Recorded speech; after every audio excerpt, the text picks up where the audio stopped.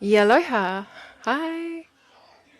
Oh, what a roller coaster this life thing is, this reality experience. Oh my goodness. I've literally been on a roller coaster of like emotions, of choices, of information, of knowing, of everything, of being pulled down, being pulled up, cooling myself up. This morning in my meditation, like I feel like I'm finally getting this. 51 years I'm finally getting this shit. It's not shit actually. It's if it is shit, it's the fertilizer shit that you put on the flowers to make them grow beautifully. But it's not shit. How lucky are we to be in this experience? And I'm saying that easily now because I meditated, I connected, and I'm on a high. Maybe a couple of days ago, it would have been a different story.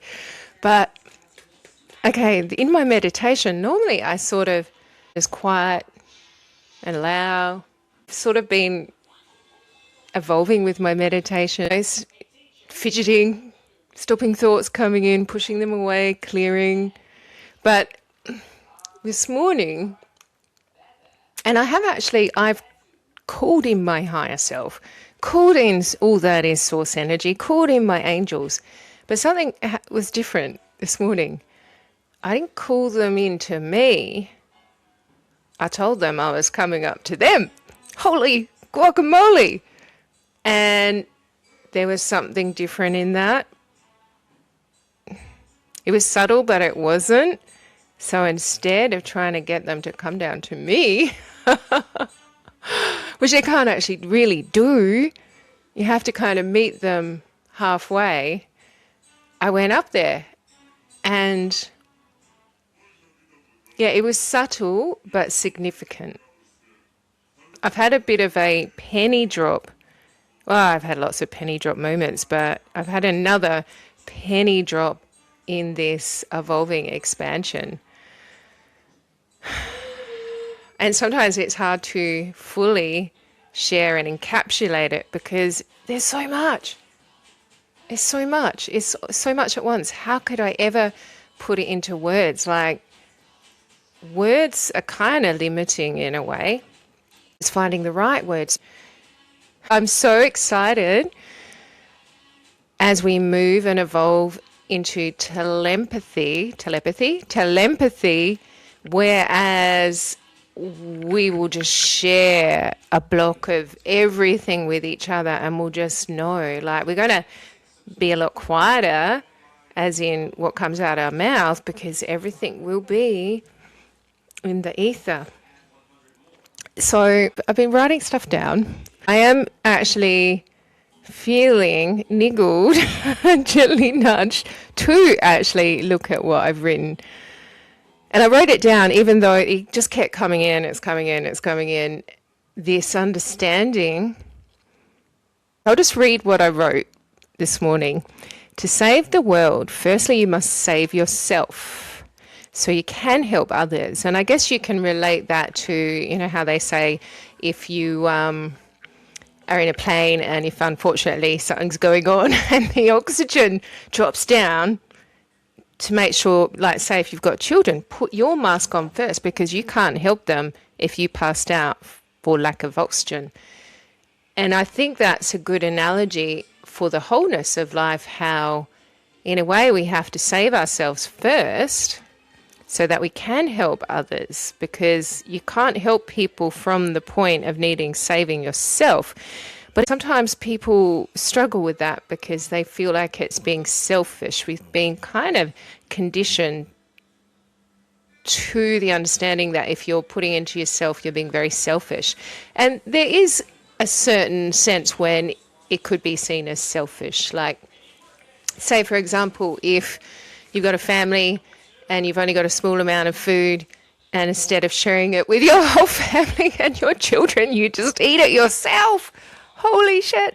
I would call that selfish as a selfish example for kids. That would be a selfish example. But if you are putting into yourself and you're doing what you need to do to feel healthy, happy, and fulfilled, and I've been doing that a lot lately I've been having baths. I've been having baths, and it is literally changing my whole nervous system. Having baths, taking time for silence and connecting and standing barefoot on the earth. That and breath, like water, air, or standing in the sun, fire, and earth. Actually, I'm covering the 4 elements there. Earth, standing on the earth, under the sun, which I was just doing outside in my nightie. I'm not dressed yet. It's Saturday morning. I'm having a slow one. So standing on the earth, I'm earthing. Under the sun is the fire. With breath, which is the air, also spirit. And what was the other one? Water, having baths. And actually, even this morning, the grass is really dewy. So I'm getting all of them, all 4 in that moment. And it cost me nothing, not a cent. How crazy cool was that? But that, just those 4 things alone has been massive. Massive change. Math is massive. Math. Why did I want to say math then? Massive math. If. Interesting. We'll get back to that one. But those 4, I've realized I've been resetting my nervous system, which is so important because when our nervous system is in a calm, peaceful state, then we're able to actually have a foothold in our reality. If our nervous system is in fight, flight, fright, then we don't really have much of a chance to do so. So that is huge, massive.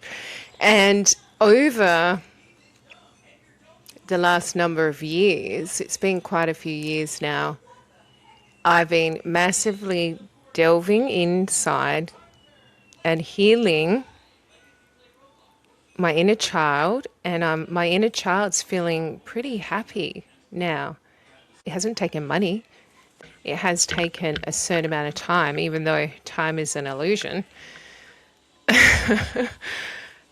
But my healing my inner child, and also going into past lives, incarnations, even though there is no past, present, future, there is the present. That's why it's a gift.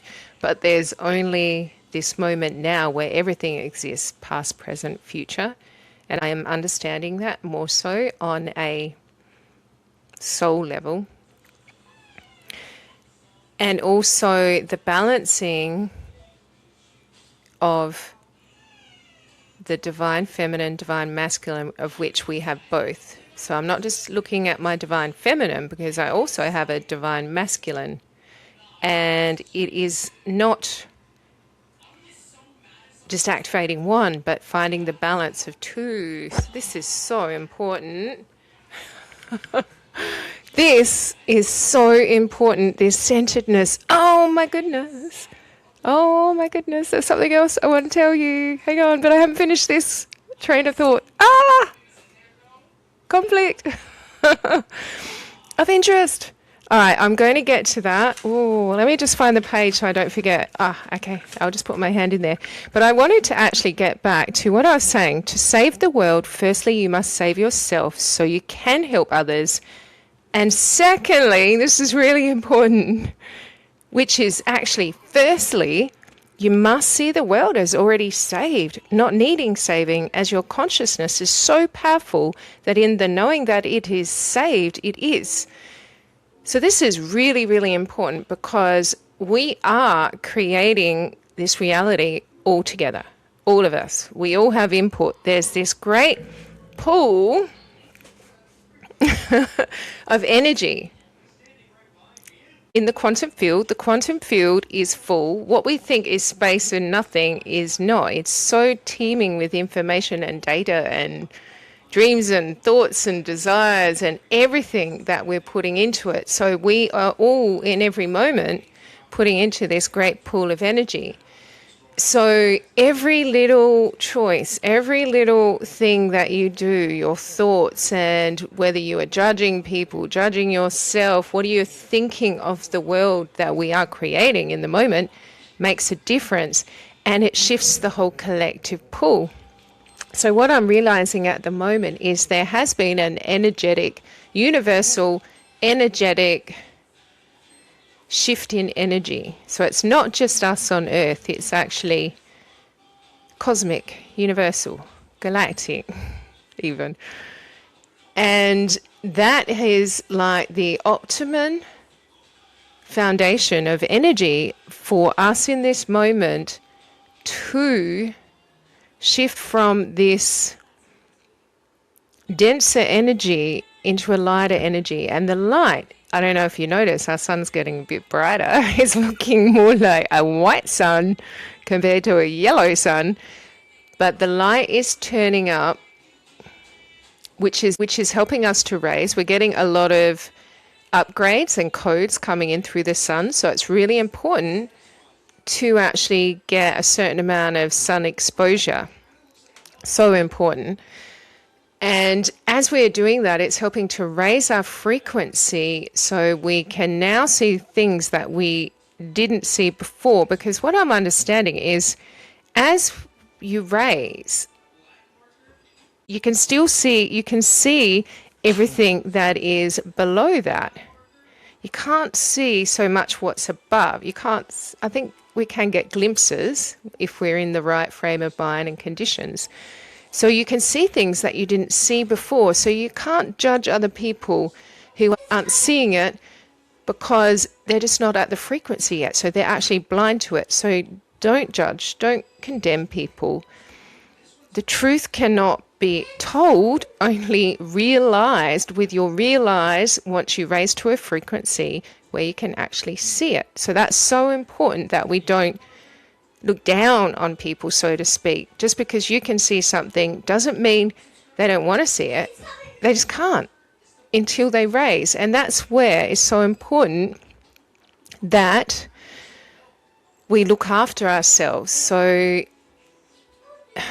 the more you make sure you're doing what you need to, and just have a think about that. Earth, air, fire, water. Ground yourself, get in the sun, breathe, and have baths. Or be near water, walk in water, paddle your feet, connect. Water is consciousness. You can imprint upon the water also. That's very important. And we should all be blessing our food and drinks. Everything has water in it. And then knowing that it is benefiting us and giving us the optimum nutrition and revitalization in every drink, every bite that we eat. But let's actually eat better food. Let's maybe stop making all the processed, chemicalized, preservativized food. So in this pool of energy, as each of us tends to ourselves, and we don't need to save ourselves, like that's just the way it came out. But then as I was writing, I corrected myself saying, well, no, the world doesn't need saving. This is a beautiful world. Everything is perfect just the way it is, even though we're changing. Doesn't need saving. No, I should focus on that. Everything is perfect. We live in a beautiful world where everyone lives in peace, love, light, health, wealth, abundance, joy, happiness, harmony, contentment, fulfillment, and family. And the more we put that into the field of consciousness, this great pool, it helps to raise, and we look after ourselves. As we raise, the whole pool raises. So people who are, like say if you've risen up here, right, in the great pool, you actually are raising the collective energy pool. So anybody who's been stuck down the bottom, you're giving them a chance. You are helping to save them by saving yourself, even though you don't need saving. Everyone's perfectly fine. Perfectly fine. We're living a perfectly beautiful, wonderful life. And I just want to make sure you understand when I'm saying that. That is what I am putting into the field for us. So we might not see it yet because there's a time lag between the energy side and the physical side. But we will. So I'm going to keep pouring in. I'm not going to keep bringing it down with, oh, it's the end of the world. Look at the wars. All the politicians are crooks. Oh, they're cutting off our supplies and they don't want us to do that. And we're trapped. Holy moly, let's not do that because we're creating it. Let's not create that world. And I know it can be fearful. I know you can be afraid and you're just, and we're just all have been. We used to be addicted to the drama. We're not anymore. So what I've been doing, I found over the years, every time I say what I don't want, I've been catching myself and shifting it to what I do. And I'm chucking that in the pool. Each time I'm chucking it in the pool. But imagine if we all do that. And imagine as you really look after yourself, so you're feeling good, you're high vibing, you're on top of the world. And that pool that we're all in will rise. So the people who have been stuck in the muddy depths, you've now helped release them from that stuckness to the point where they're going to start looking around and seeing things for themselves. And then they will start turning into themselves, going inwards and helping themselves and grounding and sunning and bathing and breathing. And as we all do that, we are creating the world. Like we create it in our minds, thoughts, words, streams and desires. And then we feel it, which is the most important part because the feeling is the fuel for the rockets of our desire. And then as we attune to that as well, the rest fills in because we're not meant to work out how to do it. This is not the way reality works. And unfortunately, we've been taught something that's not actually right. So we're in the process of unteaching ourselves, unwiring the old wires and rewiring ourselves to a new way that actually serves everyone. And also I might have to save the other one that I was going to go to for the next video because otherwise I'm just opening a whole other thing and I'll be talking for hours. I just want to quickly say, though, I recently have been reading Deepak Chopra, The 7 Laws of Spiritual Success, and it's amazing. If you have not read that, I would highly recommend it, and it's so simple. It's like, oh my goodness, there's no complicated ways. There's really no hoops or hurdles for this life thing. It's very simple, so simple. That's why I think often we don't believe in it because we go, nah, must be harder than that. But whether you believe it's hard or not hard, you're right, because that's the way it will be for you. Because we are creating this in our own creation and our collective creation. But what do I want to say about this? Yeah, so basically, it's simple. 3 things. Find yourself. Find your true spiritual self, as he says it. Like, we are, and a lot of us have heard this, we are not humans who have spiritual experiences. We are spiritual beings that are here having a human experience so that we can learn and expand and grow from it and also send that information back to our source, all that isness, the universal source energy that we're all a part of, so that the universe can grow and expand. But we need to know who we are to start with, and then we all have a unique purpose. We are all an individual puzzle. So imagine there's a huge, massive, size of the universe puzzle with a beautiful picture on it. Each of us is a puzzle piece within that. So we each have our place and our purpose for being here. Nobody is out of that. Nobody is not in the great puzzle of life. Everyone here on Earth, but in the whole cosmos, like everywhere, all the other planets, all the other beings and races and energies, all the plants, all the animals, all the bees, trees, we are all a part of the puzzle. So that's important. So find yourself, know thyself, which is very important. discover your purpose. What is the thing that really lights you up?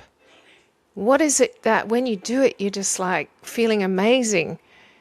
What is that for you? And don't think of it as what job you're doing, because eventually, and it's actually not too far in the distance, instead of having jobs where we get money, we make it by, we just get a house, get the house, the car, the kids, the marriage, go on a few holidays and then die.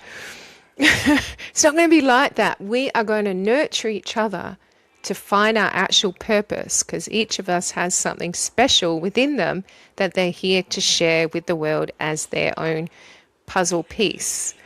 And then the third part is, how can you make that part of you, that purpose of service, of help to others? And that is it. That is the meaning of life. That's the whole thing. 3 steps. Find yourself, know thyself, your spiritual self.